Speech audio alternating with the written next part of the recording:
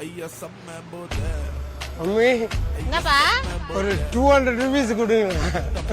200 ரூபாப்பா 500 ரூபாய் அனுப்பியிருக்கேன் பாரு. 500.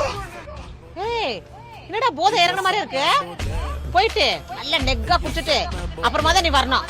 Sweet mummy, thank you mummy. Enjoy பண்ற வாழ்க்கைய போடா. ஹலோ அக்கா.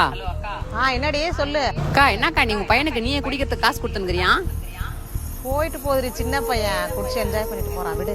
அக்கா நீயே இந்த மாதிரி பேசினா எப்படிக்கா? தப்புக்கா. என்னடி நான் கஷ்டப்பட்டு பெத்து வளர்த்து ஆளாக்கி அவனை படிக்க வச்சு 2 லட்சம் ரூபாய் கொடுத்து வேலையில சேர்த்து விட்டா வேலைக்கே போகாம குடிச்சிட்டு இஷ்டத்துக்கு சுத்திட்டு திரியறான். அப்ப எனக்கு எப்படி இருக்கும் நீயே சொல்லு. அதான் என்ன பண்ண ஏன் பாலிசிலேயே போய் அவன் பேர்ல ஒரு பாலிசியை போட்டு வச்சிருக்க. என்ன பாலிசி அது? இன்சூரன்ஸ் பாலிசி செத்து பணம் தருவாங்கல்ல அது போட்டு வச்சிருக்கேன். ஐயோயோ அக்கா பயங்கரமான ஆளுக்கா நீ. ஆமா 8 வருஷம் ஆகி போச்சு இன்னும் 2 வருஷம் தான். நீ செத்து போச்சுன்னு வச்சுக்க அந்த காசை வாங்கி என் பொண்ணு கல்யாணத்தை ஜாம் பண்ணிடுவேன்.